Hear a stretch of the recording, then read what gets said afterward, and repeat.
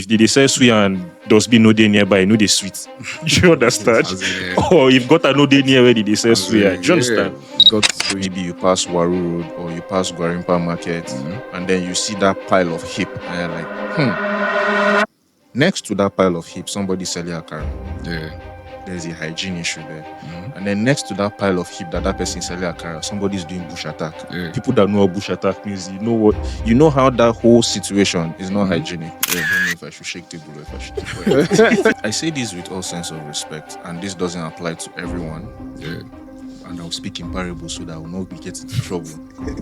But if there's one thing I've learned is sometimes you can't give what you don't have. I think I'll leave it at that. True.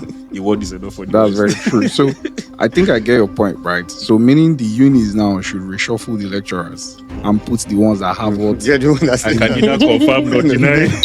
If I took you to the balcony and I said, jump down, I'll pay you 10 million, would you do it? I think we have to approach projects with that same level of seriousness.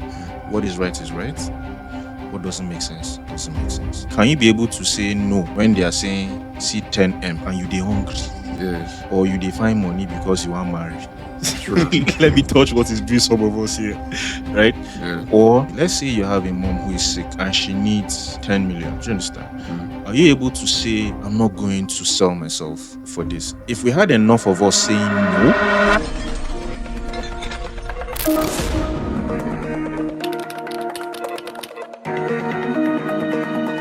Hi guys, welcome to another episode of the TheArkitecktsHub Podcast, and best believe you have an amazing time with us today. As always, I have my brother with me, Abraham. Yes, sir. And Restra. hello guys. And today we'll be talking about a very interesting topic. What is the role of the architect in shaping the future? And we have a very amazing guest with us. We do. To join the conversation, and we'll just talk as friends. Nothing serious today. And Ame, Joseph. We're excited to have you on the show today. Thank you so welcome. much. If you call everybody your brother, you say me, I'll be your friend. brother friend, we did together. All right. Thank you so much for coming to be with us today. Pleasure. And I think I would love to start with one question. I was reading through your profile, and then you said something very interesting. You said the idea that a single design decision could improve or damage lives for generations felt like exactly the kind of weight worth carrying. Most people run from it. You run towards it. When did you first feel that?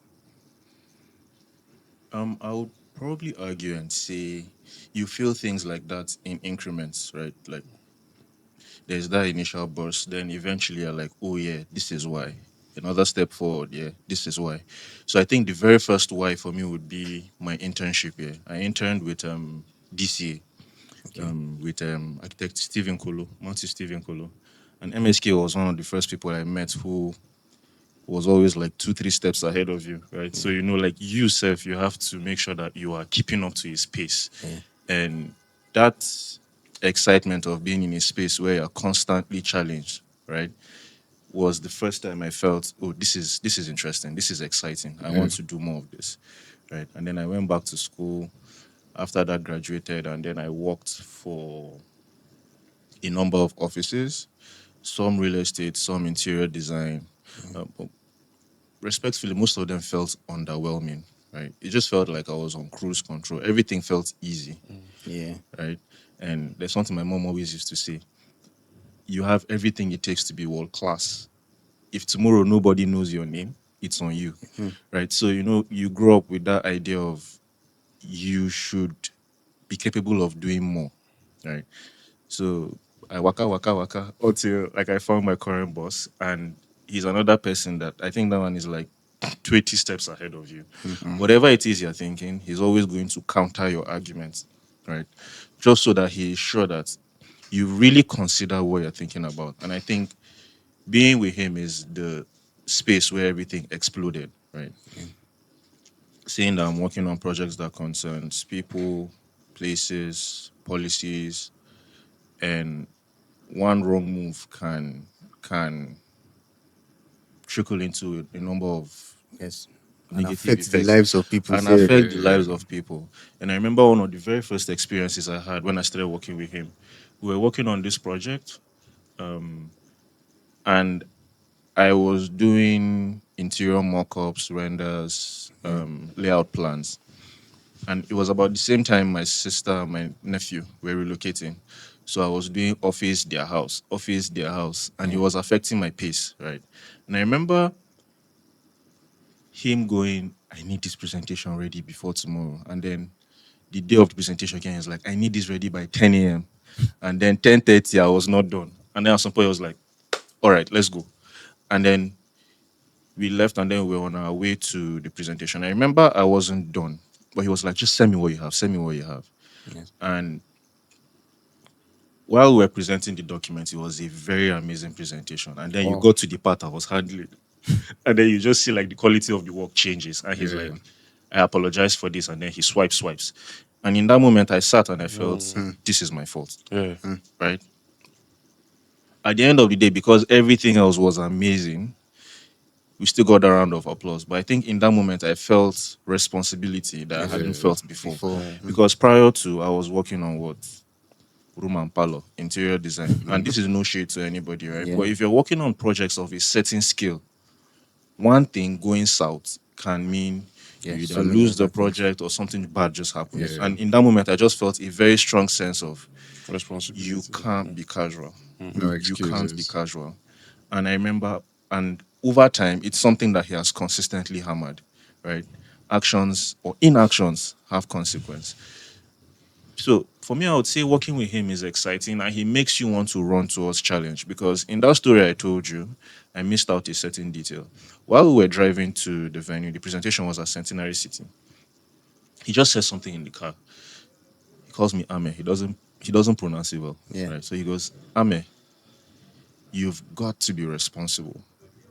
Everything you do has an impact. So when I give you a time, try to keep to it. And I remember the entire trip I was thinking, I don't mess up. I don't mess up. I don't mess up. He's going to yell. I don't mess up. He's going You to. hear that? And then he was just calm and he Yeah, I was can like, imagine. be responsible. And truth is, if you talk to anybody who works in our office, they will tell you the exact same thing. There's the freedom to fail. Even though like we work on really high stake Yeah. projects, there's the freedom to fail. But with that freedom comes a sense of responsibility that, hey, I need to bring more. Now, I don't know if in this roundabout conversation I've answered the question, but summarily, first was during my internship here, working with someone who was very bright, very exciting. And then next is like working under my current boss who challenges you to always think about what it is you're doing. And I think he has created an environment that makes it exciting. Yes. And then eventually there's also the responsibility to self that, hey, God has gifted you with a lot and you owe it to yourself and to the people whose destinies are tied Attached to to yours. yours to always bring it. Yes. Absolutely. Yeah. Yeah. Love that. Love that. It sounded poetic at some point. But yeah, I know you to some extent, and I know that because we've had quite a number of contacts, and I know that you're someone who thinks in systems, right? And that's particularly what drew me to you because I'm like that. So how did we even? Okay, I was looking for someone to teach me 3D Studio Mask. And funny enough, when I was talking to that my friend that introduced me to you, we had a couple of options, and I had known you before. I had known you from Twitter before she even knew you. So when she told me that she knew, I was like, I know him. He's a very good guy. He's a very sound guy. I like him. So when it was time for me to choose someone who would teach me, the 3D software, we had a couple of options. I said, no, I want. I remember I told you over the call that I had told my friend that I wanted, to have contact with you because just looking at your tweets and how you communicated your ideas, and I felt like, yeah, this person, I dig this person is my person. And so you think in systems, and I do too. And I want us to talk about the role of the architect in shaping the future, because that's primarily what we want to talk about today. And just off the top of your head, from where we are now, how much do you think we need to cover? What are the lapses? Like, because there are a lot of complaints. It feels a lot of times that even the younger generation have no direction. And In fact, we'll get into another aspect of the conversation where we'll talk about, the IQ difference, about how people say that the younger generation have, like, the IQ of this generation IQ has decline. dropped. Yeah, Yeah. the IQ decline. Thank you very much. Everybody It says has. that now. Everybody Every says that, generation and says and it. not just as regards to architecture. Even football. Generally, exactly. Even Even football. football. Thank Even you very football. much. So People say that. So we'll get into that. But let's start with the fact that, where do you see architecture as regards to shaping the future? What do Yeah. you see the role of the architect as regards to shaping the future? um I think my opinion is a bit on the controversial side. Some people may or may not agree with me. Okay. But the reason why I have the purview that I have is when you look at everything we have today, from artificial intelligence to robotics to 3D printing, Yeah. right, to all your fabrication equipment. Yeah. Let's start with AI. One thing that AI is doing that I think a lot of people are not paying attention to, is decentralizing knowledge, right? Okay. Everything the human race has ever known is in one big repository, right? So who is to say that with the right questions you can't learn anything? Anything. You don't need to be in the four walls of a classroom. You could just have a very well written prompt to say, I have a so and so on this. Can you teach me how to do XYZ 1, 2, 3? Right? And with the right discipline, you will learn that thing. Ultimately, it means with or without a degree, and I know people will not like this, with or without a degree, You can. I can do what you do. If I just understand and have like the right foundations or basics. So if you understand that AI is decentralizing knowledge, then you understand, and then you have the understanding of history of how the architect came about to be the master builder, right? With stone gatherers all the Yes. way to the Pyramids. pyramids and what have you.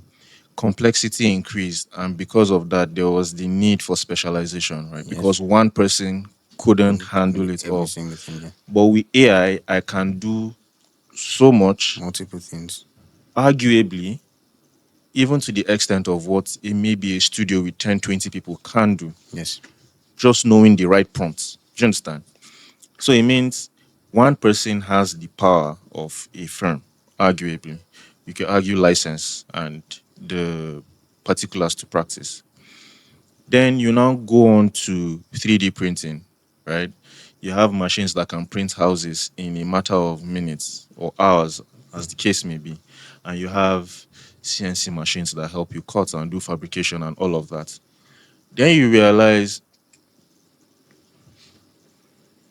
maybe I may not need to have a degree in architecture, quantity surveying, And all those engineering. professional.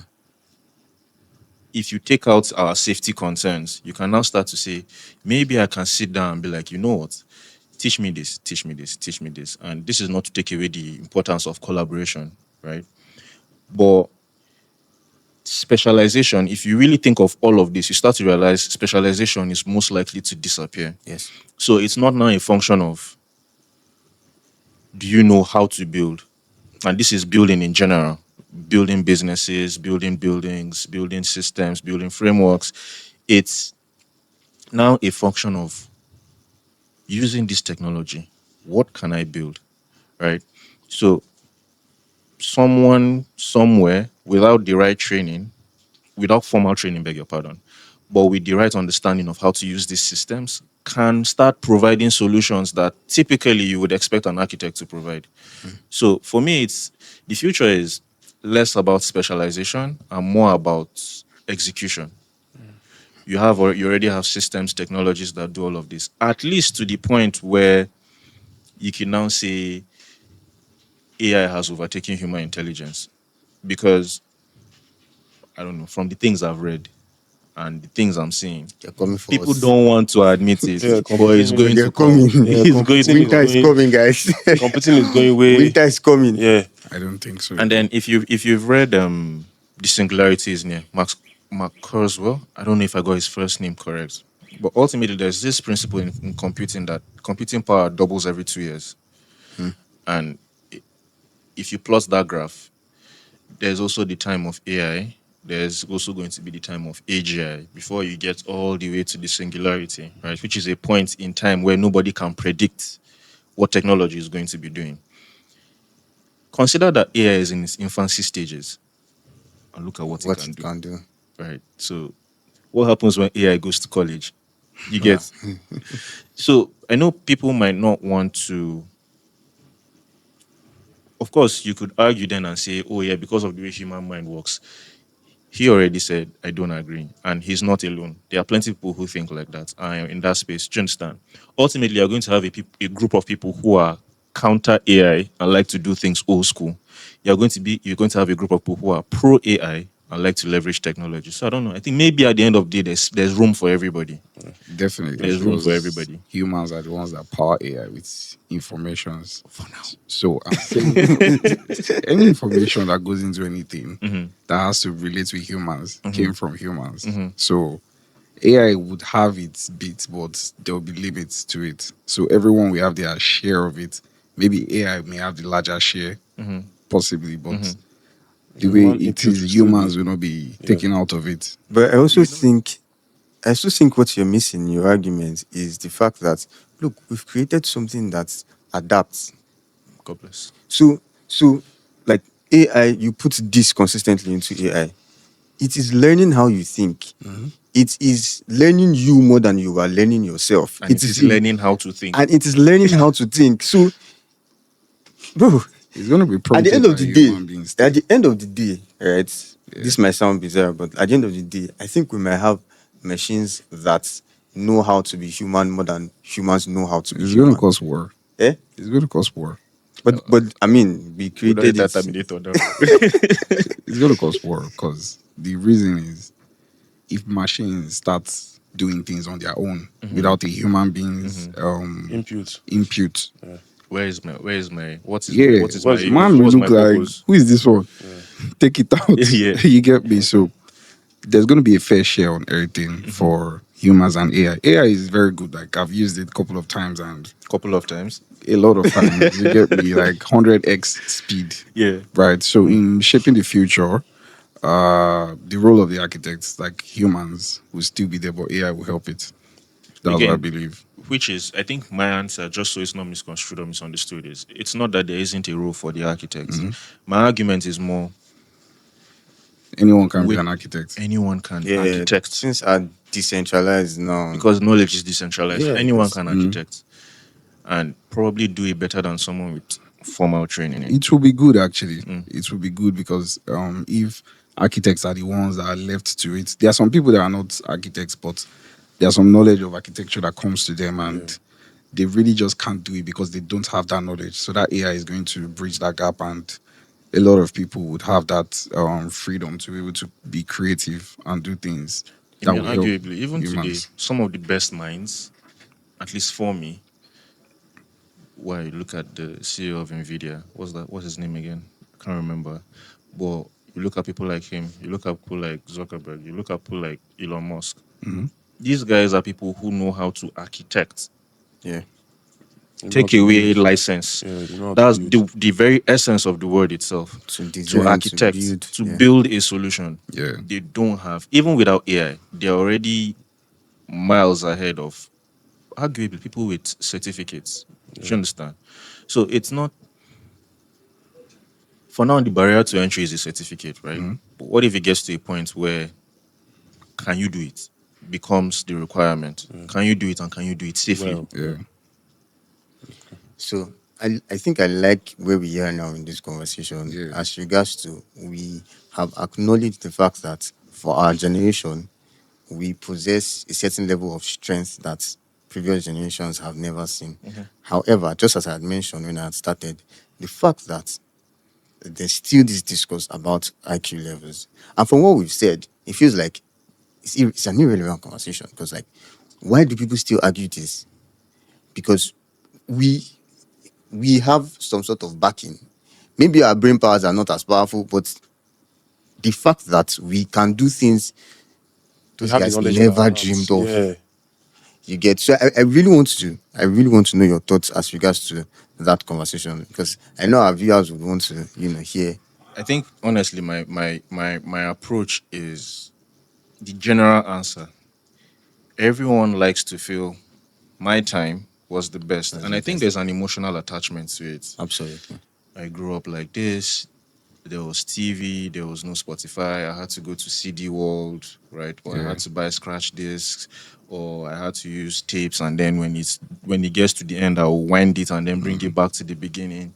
People have emotional attachment to their experiences, and they Yeah. feel, "Whoa, my time was the The best," best. right?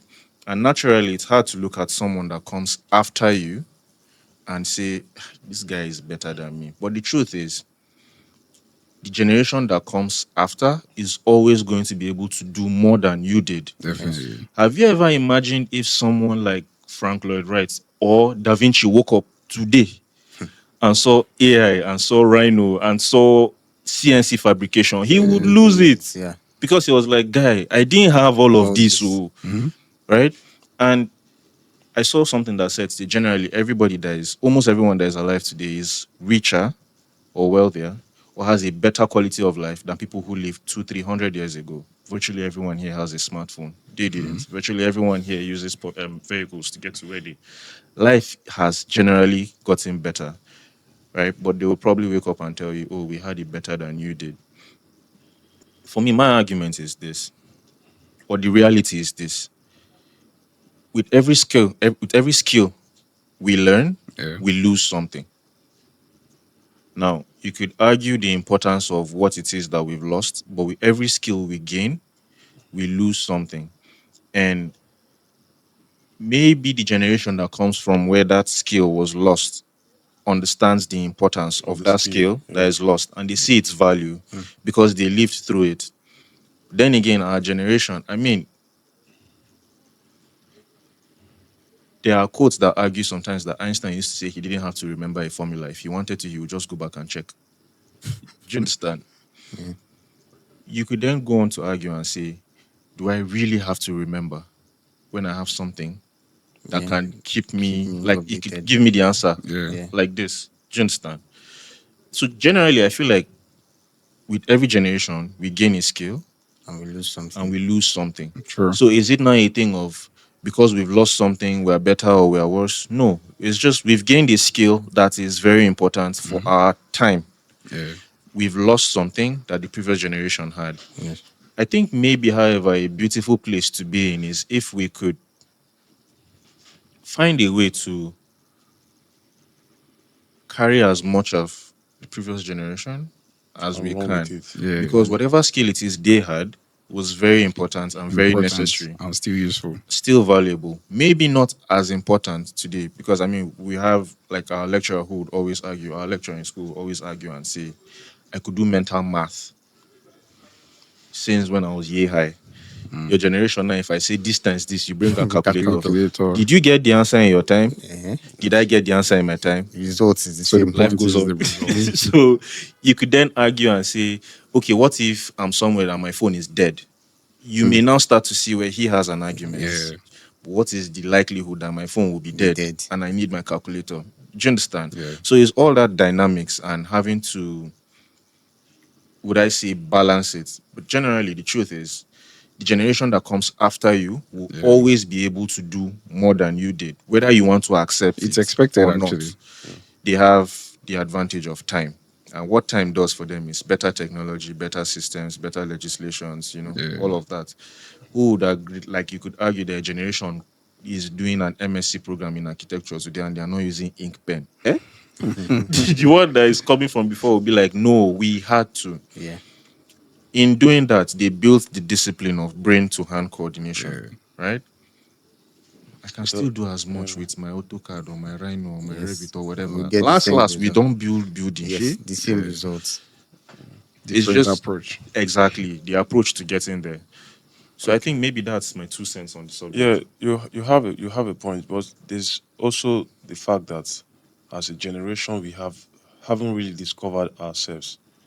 We are at the beginning of the wave, and the first few years of that generation is there's a lack of identity. Mm. So we are still fighting with, oh, should we do paper based and should we just go digital, and there's still that balance that is trying to happen. They had other generations, they stick to what they have, just paper. But we are trying to like balance it.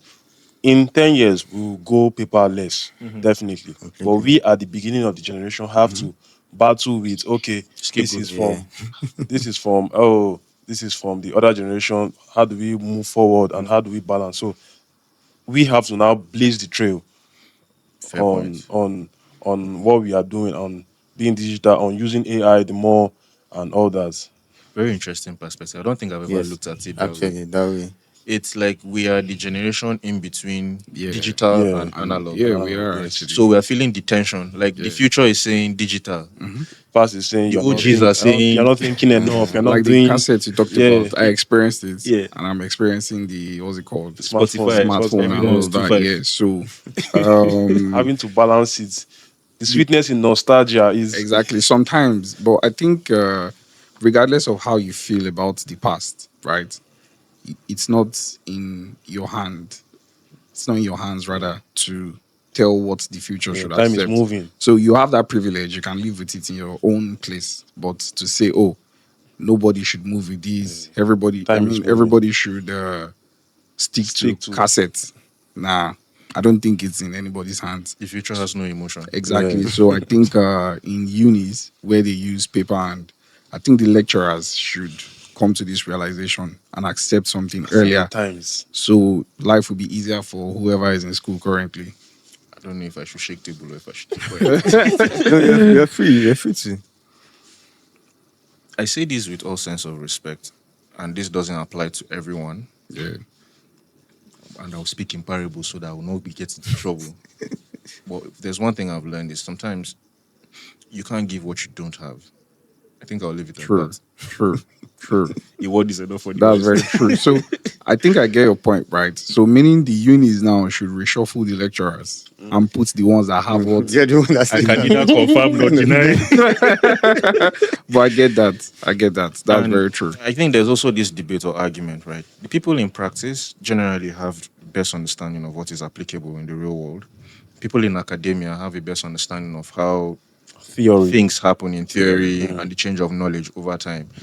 The ideal place is a marriage between the two, right? But then you could also argue people who teach don't have the time to practice as such. Yes. People who practice don't necessarily have the time to teach. So what is the halfway house? And I think at some point we have to start telling ourselves the truth. Some of the names we read about, the people we studied about, didn't go through a formal training like we did. Absolutely. They just found a firm, practiced under an architect, and learned. Thank God that a lot of firms, especially the avant-garde ones, have a research-based approach to things or how they do things. You could then argue and say that's sort of like the ideal spot. There's a saying I love, and I always used to remind myself that knowing something in theory is not enough.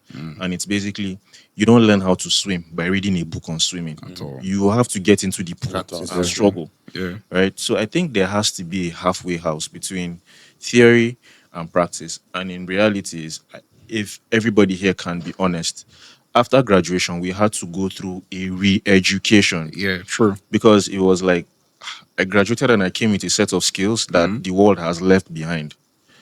And maybe the approach then should be what does the world need and how do we prepare these guys for for what it. the world Exactly. needs? Not necessarily because there's a lot of nostalgia. Oh, this is what we went through. We saw the importance, so you have to do it too. But will your skills at your time serve me today? No, and they will not. Look at fields like programming. People can graduate, finish a program, and have direct impact. Like from school, sir, some of From them are school, dropping out because they're like, Yeah. this could they waste my time. Yeah. Do you understand? Yeah. Because they've learned the right set of skills to have direct impact. Direct impact, right? immediate impact. Something my mentor used to say is that sometimes your schools are giving you certificate of unemployment because you're not employable with the skills you With the have. skills, yes. Think of it now, like you go for a job. My first interview where I went for IT. Yeah. Oh yeah, where is your portfolio? I just brought out tracing paper. But Eh? bros, no, show us something digital. Wow. And they were like, okay, from your tracing, we can see maybe your mind is in the right place, right? But you have to now start learning some Yeah, of these true. digital tools. And that was where I started. I think that window was when I started doing a bit of ArchiCAD and AutoCAD and SketchUp. Yeah. Interestingly, I've left 2 out of that 3 now. But it's the reality. Let's not be emotional. This is how things were done. We can see the importance. But if we put these people through this system, when they graduate, will they be useful? Especially because what the world needs from an architect today has Yeah. changed. You could argue, I mean, talk to the old heads. They will tell you there was more work than there were architects. Yeah.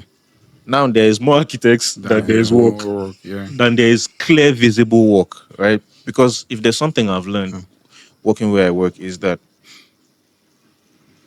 the role of the architect has changed to where now you have to create briefs for yourself.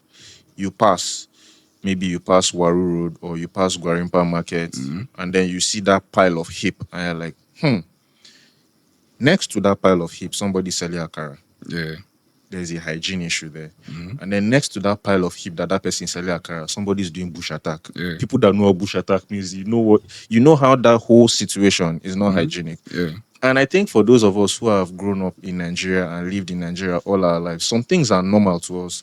But when you speak to someone that has left the country before, you realize there are some things that look doesn't like make normalcy. They are But very. it's very, But it's very weird. chaos. Yeah. It's chaos. Very You should not abnormal. be selling akara next to a pile of hip. Somebody will even tell you if they sell suya and dustbin no day nearby, no they sweet. You understand? As in, Or if got a no day near where they sell as suya. in, Do you understand? we got so used So to as an those architect, things. can you, with your formal training, look at that situation and say, hey, this is not normal. I should probably create a proposal for waste management Yeah. and take it to the government and see where this leads me. And I remember the last time we met, you spoke about doing something like that where you're discussing forestry and deforestation in Abuja. Yeah. That is the space where I feel like architects should be now. That you can look at, because man, Nigeria doesn't have shortage of problems. Nigeria doesn't have shortage of problems. That's And so who true. better to solve these problems than someone whose basic training was knowing how problem to solving. think Yeah. and how to solve problems. Yes. You get Yeah. transportation. And if you go to transportation, transportation has many legs. Transportation is an octopus. It shouldn't be a thing where I leave my house, I call my sister or my mom and say, I'm going to so and so place. So everybody knows it will take me 15 minutes to get there. 4 hours, they are looking for me. What happened? Then don't move me. It's not normal. Or it's raining. There's literally people standing under that rain, Yeah. waiting for cars. Exactly. There are no cars, no transport systems. And you could probably argue that everybody that works in certain places all live from a cluster of certain spaces. Yes. Why can't I create a system that picks up people from so and so and drops them off here? And that's even public transport. If you now look at the cost of rail networks, a country like Nigeria doesn't have a robust rail system. Yeah. There are times where people should be able to, I should be able to live in Kaduna and go to work in Abuja. Yes. Why? Because if I enter the train, 30 minutes, I don't reach Abuja. But that infrastructure is not there. Kaduna Abuja Road. Yeah. Because I'm a Kaduna boy who works in Abuja. So normally I plow that road. Do you understand? A trip that should take you an hour and a half costs you 4.5 hours. That's bad. 3 hours of time that you could be used Gone, wasted. Valuable to time. do something else, right? And this conversation or all these points I've made is just transportation alone. Alone, yeah. So Do you now want many- to jump to agriculture? so many aspects. We have things like storage. I mean, I've watched videos where some countries are even using drone yes to fight pests. Yes. Do you understand? When Hyperloop wanted to do a master plan, who did they call? An architect. Yeah. Do you understand? Yeah. We are perfectly trained to provide solutions to what society needs. And I exactly. guess maybe what we don't understand sometimes is respectful. I know some people, because of being politically correct, don't like this term. But we're in a third world country. We should be providing solutions. 17th world, actually. We should be providing solutions for our people, right? The elephant in the room, security. Can we, as master thinkers, do anything about it? Because, bruh, I'm literally even looking up because I'm at a point where you're fighting tears. Do you know what it means for guy? I have a nephew, he's 7. I have a niece, she's 3. Imagine two of them under the rain being flogged for something. Why? Because they were picked up from school. There was no security architecture Yeah, that could protect. Do you understand? Can we exactly. do anything about Yeah. it? So for me, I feel like that's the reality is the portfolio of what is available to an architect has changed. The only thing is that what is available to us now is not necessarily so visible. You have to go looking for it. So you might feel like there isn't work. There is. It's just not as simple as I want to build the head office for Federal Ministry of blah Yeah. de blah, or I want to build my house. I mean, there are still people building houses, but the brick and mortar space is very concentrated, and I feel like we still have value outside brick and mortar. Yeah. Absolutely. So thinking about what you said, talking about like school children being picked up and all of that, right? One of the things the architects can actually do is probably position if the architect was giving the plan for every school there should be like a central exit, and position that that central exit should be like law enforcement agencies, Yeah, like the police or police, something. this, that. So in shaping the future, the architect can actually plan for security for school children There's also based on zoning censoring systems also. and on the rain beating people, right? To shape the future, right? Whereby people use those bus terminals without rain beating them. You check, okay, this place is always packed. Why not we have like a shading system such that people can actually stand and a young guy that has worked 7 years to buy a laptop will not be scared. Emphasis on 7 years. Rain will not beat the laptop that he just bought with Yeah. his life. But You get they me? built one bus terminal that's the That's just one. You self know what you do. That's just one. How many Yourself, you million know people will stay in that one? that the roof was carried away by the Oh, rain. he was even carried away. If roof no they focus, small thing fit carry am away. Who are you? Who are you? So the point is, I think maybe another.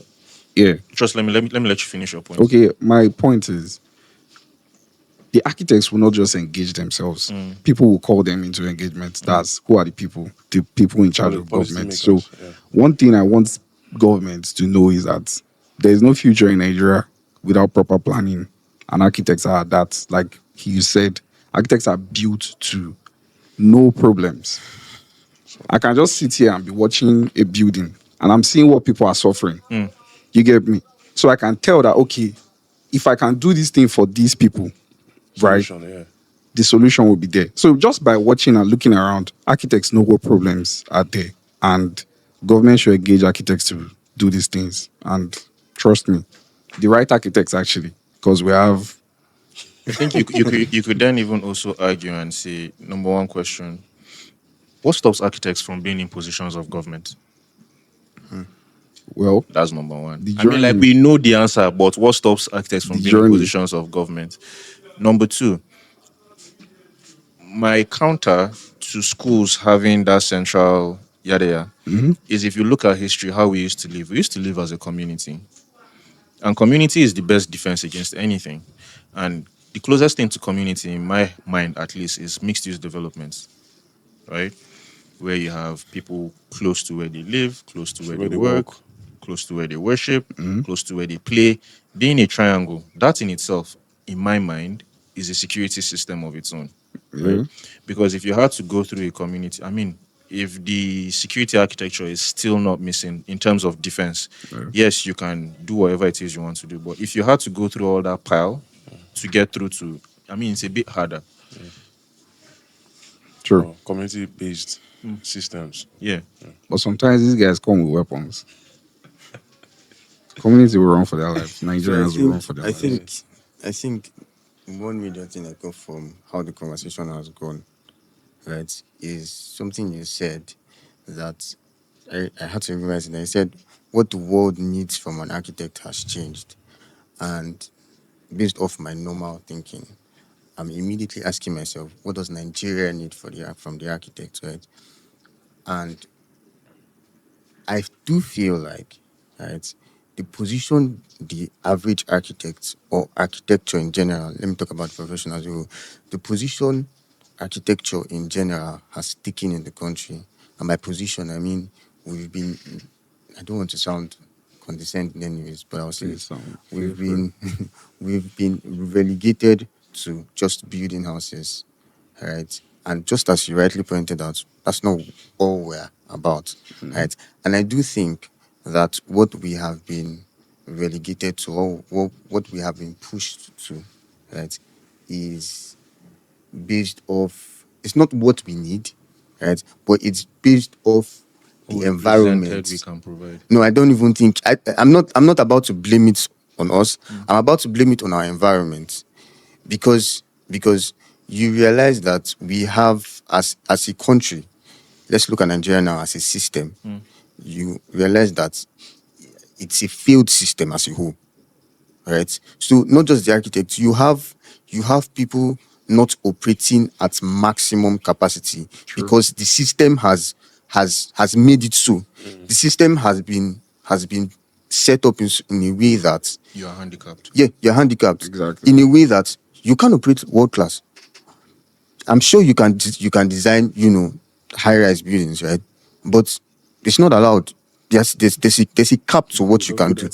Yeah, exactly. We don't do that here. So there's a cap to what you can do. Yeah. And something I'm learning, right, is that the environment of a person shapes the person's life so much more than we can ever realize. And that's what I think is happening in this profession, that our environment is shaping, what we're doing. And this will lead me to something else, right?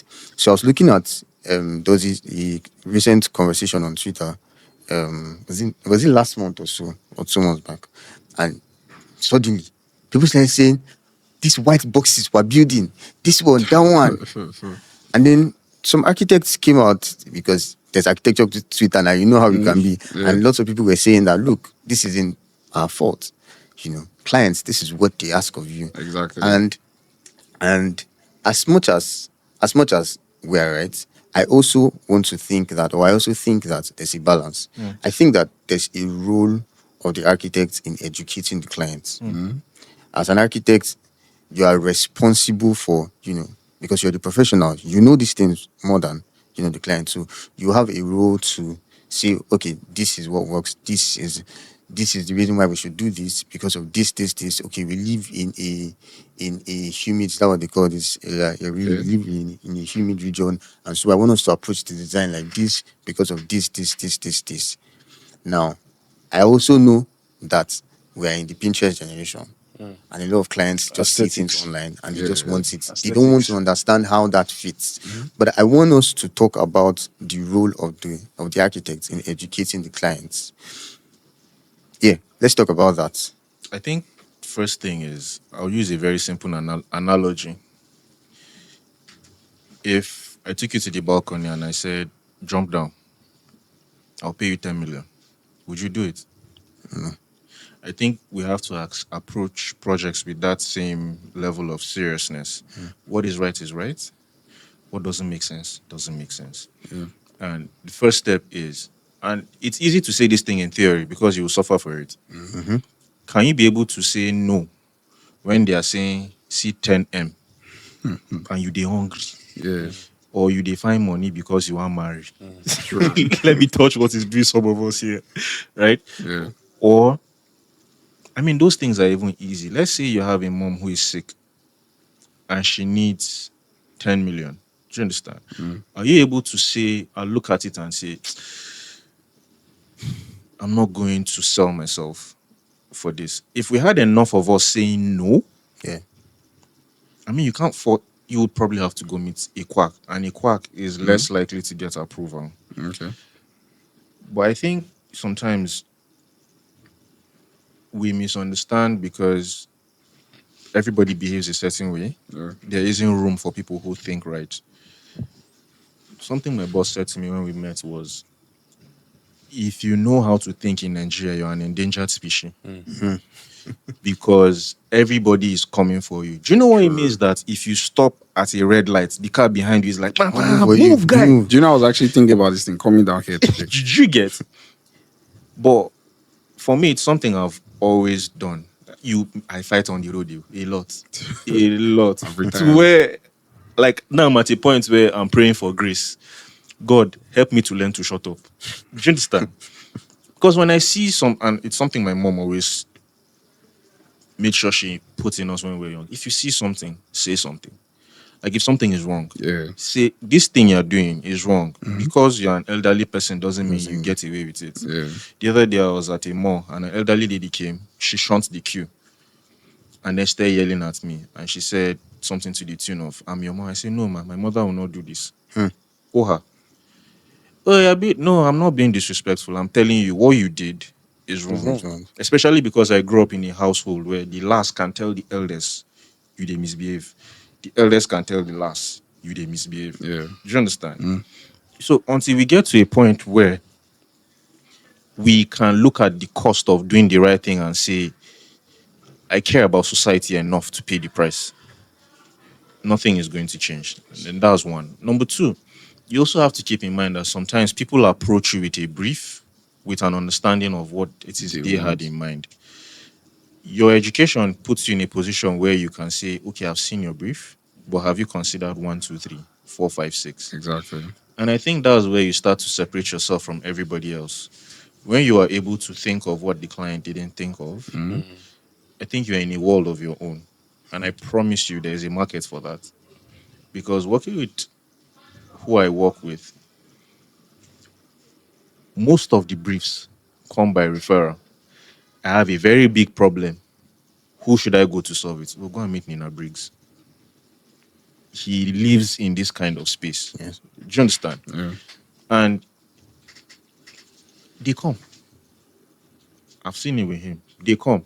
And something he has always mentioned is you might see the recent success he has and think it has always been like that. There was a time we were gisting in the office and then he told me a story of during his IT year where he was carrying his laptop in the rain.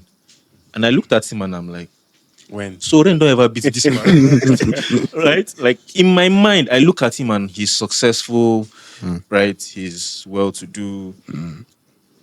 And my mind cannot comprehend that there was a time he had to suffer for where he is today. Yeah. Do you understand? But there's a price to pay to get to that space. Can you pay the price? Right. And I think when you've paid the price, eventually you get your No, the ROI. reward. Yeah. Because I think genuinely I've seen enough to know that there is a space for people who can think, especially because everybody is in a certain bubble. And then there are people who genuinely need someone in this space. Yes. Outside. So I think it's just to put it at the back of your mind that, see, this is the right thing. And no matter what it costs, I'm going to do the right thing. And I'll pay the price. You get the way where you go touch me, I go cry. When I cry finish, I stand up and still do the right thing. Right? And one thing I've learned about life is eventually, it pays off. At some point. At some point. And so who knows? Honestly, it might be even sooner than you think. It might be sooner than you think because life is funny. Life is funny. I know how many times I woke up, I didn't have transport to go out. And then I went out, something happened, and I came back with more money than I thought I needed. Do you understand?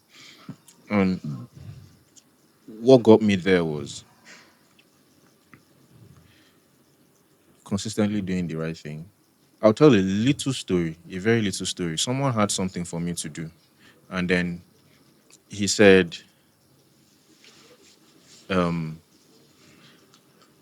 he played a couple of tricks. And then eventually he asked me, can you do X? I don't want to mention what it was, but it was something outrageous. Do you understand? But most people wouldn't mind doing it. It was going to cost him money. It was going to make me more money. Do you understand? But all things being equal, it wasn't a bad thing. And then I looked at him and I said, this thing doesn't make sense. And he was like, good.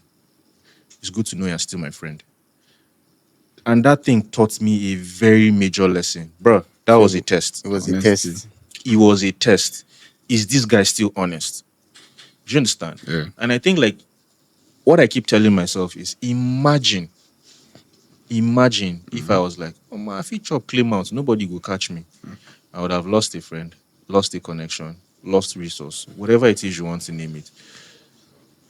So I think just have the right values and then be willing to pay the price because you will pay the price. Again, as my boss will say, if you get how you go think rich, you're an endangered species in Nigeria. As for environment, I think the world has grown to where you can recreate your environment, however little it may be, to improve your chances of success. I may not have designed a 50-story building in terms of a project, Yeah. but I have passion projects on my system of where I did something to the tune of 60 floors. Yeah. It's and I love something that Kyrie always says. He goes, practice how you would generally play the game. FYI, Kyrie is a basketballer, one of the Okay. best ball hand, the The best best ball ball handler handler in in the the history of game. basketball. Yes. Argue with your keeper. Yeah. I don't even know him. The best. You should check him out. And Okay. he said Alright. something to the tune of, when he practices, he doesn't practice like he's practicing. He In game practices reps. at game speed, Yeah, Yeah. in game and reps. game speed is fast. And his reason was that if you dump me in a game, I'm prepared. Yeah. And something I've always done for myself is I've always had passion projects I'm working on. It doesn't matter how busy my schedule at the office is. It's either I'm doing something on social housing, or I'm practicing high rise, or I'm Yeah. practicing computational design. And what that does is when the opportunity comes, you're ready. You're ready. So I genuinely feel like, yes, your environment might be pulling you back in XYZ ways, but there are things you can do to yourself to hedge against, because my favorite definition of luck is when opportunity meets preparedness. Preparation. When the opportunity comes, are you prepared? Can you leverage it? And I feel like the best way to do that is to, and I always say this to professionals, is you need to have a parallel reality that is tied to your purpose. Your current reality might be that you are designing duplexes. Where you want to be is you're doing master plan. Yeah. Go to the office, do your duplex diligently, come back home, practice how to create master plans. Because, like it or not, and this is where, because I'm a Christian and I be very, very big on God, is I don't feel like God puts any hunger in anybody that He's not going to satisfy. Right? So, if there's that urge or that desire in you, I promise you the opportunity is coming. You might Yeah. just be in your wilderness period. Yeah. So, what I always say to people is like, have a parallel reality where you practice, this is the kind of person I want to be. These are the skills I need to have. These are the things I need to learn. And it's expensive. Yeah. I know how many times that has landed me in the hospital because I'm not sleeping well. Yeah. Right? But nobody gets anywhere without paying the price. All right. I think like that was a long-winded answer, but hopefully I answered. Yeah. Yes. So there was something you said about your friend testing you, testing your honesty, right? So at that point, you gave him the best advice. But there are some clients now that they are not even testing you at this point. What they want to do, Oha, right, is wrong. is wrong. You know it. How do you like, plus the box houses you talked about, like the role of the architect in advising this guy that, hey, don't do this. Some architects, I mean, some clients they've dropped so many architects, labeling them wrongly. You don't know your work. You get me? What the client wants is something very, how do I put it Professional. now? Will cost money, and Or life. some of the materials needed for it are not even in the country. You get me? And they don't want to bring out that money. So they will say this architect does not know anything. You get me? And then they bring someone else, do something. How would the architect be able to advise that kind of client? I think the best answer is like, you can take a horse to the river, but you can't force it to drink. Just know that in your conscience, at least I carry you go river. Right? And I think that that's where the answer of do the right thing and be willing to pay the price. Yeah. If enough of us were willing to pay the price of doing the right thing, even if not for anything, I've had someone who sadly we did something with, and I told him, I said, hey, please don't do this. I don't think looking at your pocket now, you should be building something to the tune of 100,000 USD. I feel like hold on to your investments for a bit.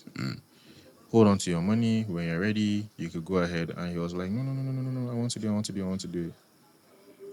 And 4 weeks ago, he messaged me, and in the message, I read something and I almost cried because he was like, first things first is his wife just gave birth. And I was like, congrats. And in my mind, I'm like, this is the best news I've heard this week because genuinely, it's something to be happy about. Yeah.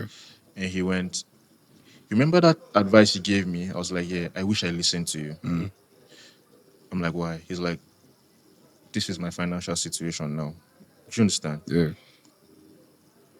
Tomorrow, if I tell that guy to jump, He he will will jump jump. Definitely. because he knows this person has the best of Yeah. intentions at heart, Yeah. right? So if you're a client, listen to your architect now.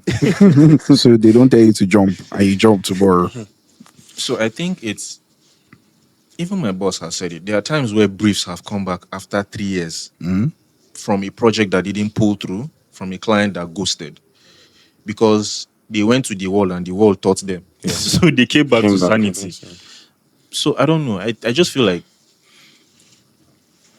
and it's again upbringing because something you said, environment, is always do the right thing no matter what it will cost.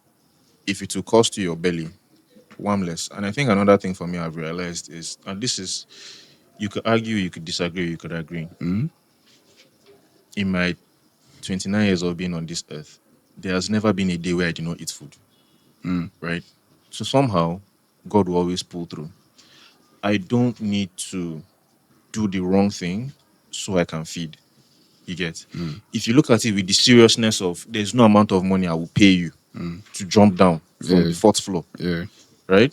Yes. Then you would understand the same mindset applies to doing the right thing. If you look at the right thing, like if I do this thing, the person that lives in this house is not going to enjoy their experience. Being the same as Yeah. jumping down the fourth floor, Yeah. I think you would approach it with the same level of seriousness and conviction. I think that's the word. So it's like do the right thing no matter what it costs, man. I like how you answered the question. You talked about giving your advice to the client, and if the advice is something that the architect knows is going to ruin his reputation or it's not the right way, the architect should step out and protect his And integrity. it cuts across every profession. I think we have a we have a it's a substandard way of thinking in Nigeria, and it has affected the environment you talked about. Yeah, our It system cuts is the something else. system has now become everybody is just willing to do anything Just to survive. just to survive. There's no standard that Yeah. comes with it. If it because he's coming to an architect, he knows that if normally you know that a doctor will not do this procedure. There's nowhere you go. The doctor is not doing this procedure. You know that. So you are already, but for some fields, there are not doctors that would, there are substandard doctors that would now do it. Quacks. Quack doctors. There are other Yeah. different professions that would stoop down low to do that. We have to keep that standard. That standard helps us and helps the coming generation. I think that's one gift we can give the coming generation is to keep a standard. Yeah.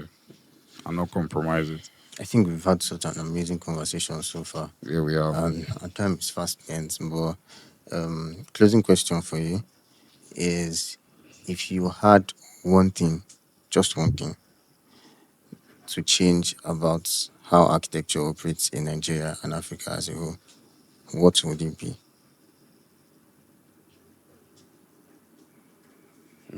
Deep, yeah? Yeah. I think I'll There are a lot of just I think he has a lot. yeah, that's actually the truth is there's a lot. And Hit us. the number one thing I would say is approach everything with a genuine sense of care.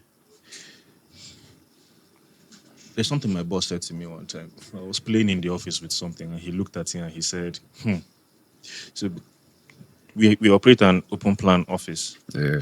So he comes around, looks at what you're doing. He can ask you questions on what it is you're doing. It could be office, it could be passion projects, Yeah. it could be personal. You could go to his desk, see him doing something and say, hey, what's this? And he would explain it to you genuinely. Yeah. There's that culture of collaboration, Yeah. curiosity.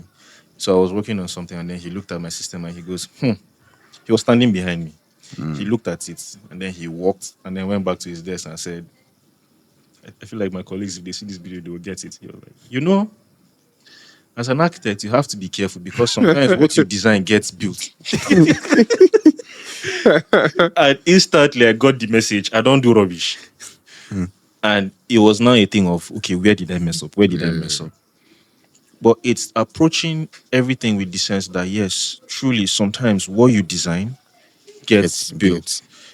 Back to the thing where I said is like one decision or indecision can cost a lot. Yeah. So when you approach everything with a genuine sense of care Yeah. and multiple layers of questioning what you've done, generally I think it would go a long way to improving outcomes. Like if we just genuinely cared about Yeah. the person who will pay for this project, Yeah. genuinely Who we cared use about the it. person who would use this project, Yeah. the person you genuinely cared about the person who would clean this space. Yeah. Because let's even talk about it. That's even another major something. that will We live don't have around that maintenance project. culture. Yes. But if very we start poor. talking about it, we'll blow another 1 hour. Yeah. Even safety. How do you explain someone is cleaning a roof and then he falls down and he dies? No safety harness. It's a culture here. In advanced countries, you will explain why you're costing a human life. Yes. Right? But just genuine care. If I build this space, how would it be maintained? How would it be cleaned? Is it safe? Just genuine care for every single person aspect of Yeah. it, that would ever interact with something you worked Attention on. to And I think details. that would go a very long way because I mean you can even look at advanced countries. I feel like that's why they are called advanced. If you have to remove a tree from a site, you will justify it. Why are you removing this tree? What are you going to do to replace this one that you've removed? Yeah. Because let's even face it, just go to site and clear this bush. Clear this bush. Do you understand? Not even okay. This thing has use. So there's life. There's an ecosystem here, from plants to creeping animals to whatever it is that benefits from this thing. That level of care down to waiting no even concern human being. Yeah. Do you understand? And I feel like a lot will improve if we just approach things with that level of care. Because I watch a lot of videos. I go out and I see how firms approach architecture, the level of detail and care. And then I come back It's a whole different. to a whole situation. different conversation. And bro, it's sad. So I just feel like if generally we approached everything with a sense of care, especially for the next person, Yeah. a lot will improve. Absolutely. Sure. So thank you very much. Thank you. So we'll just go through some questions, the quick fire questions now. Rapid fire. No, don't think. Okay. Just the first answer that comes to your mind, you give it to us. Architecture or interior design? Architecture. So the one building in the world you wish you had designed? Hader Aliyev. Sketch by hand or design on screen? Sketch by hand, then design by screen. What's a collabo. word? What's a word that describes your design philosophy? Just one word. Attention. The worst thing a client can say to you? You don't know anything. Oh, AutoCAD or Revit? Collabo. There's a place for everyone. Okay, so this is interesting. Would you rather design a school in a rural community or a skyscraper in Lagos? School in a rural community. Interesting. The one thing architecture school taught you that actually prepared you for real life? Always weigh your actions. Always weigh the consequence of your actions. Okay. The one thing it's completely failed to prepare you for? There's more to this than knowing how to draw. It's more than brick and mortar. If you weren't an architect or a designer, what would you be? A medical doctor. Oh, interesting. The most overrated building or design trend right now? Small windows. Those Yeah. 300. all over Abuja. those 300 It's up to 300 windows. mm. Yeah. It's even up to 300 It's mm. up to I don't even 300. know. 300. A slice of window. It's crazy. I don't know the intention. I don't know what that is meant to do. Anyways, see, dream collaboration with one architect. Creative, Foster. living or dead? Living or dead? Foster. Norman Foster, Biaki okay. Engels. Okay. So, what does your workspace look like? Is it organized or chaotic? And collabo. There are On times your where it's good organized, days. there are times where it's chaotic. But generally, I think better in an organized space. Yeah. What's one song that gets you into creative mood? Um, I don't know, but generally, I love listening to my Spotify Wrapped last year was a mess. It said I'm 80 years old, so that should tell you the Okay. kind of songs I listen to. Franklin Okay. right there. The last thing you designed that made you genuinely proud. I don't think you see this. Because Why I know don't you you, think so? a lot of classified projects. Mixed use high rise. Okay. One piece of advice you'd give a first year architecture student. It gets better. Hang in there. What does architecture owe Africa? I like this question. Development. Last question. Finish the sentence. Architecture is. Life. Saw that coming. Thank you so much. Thank we had you. we had an amazing time. Really amazing. Guys, I know you had so much fun joining us on this episode. I did. And we'd love to see you next time. Thank you very much. Thank you.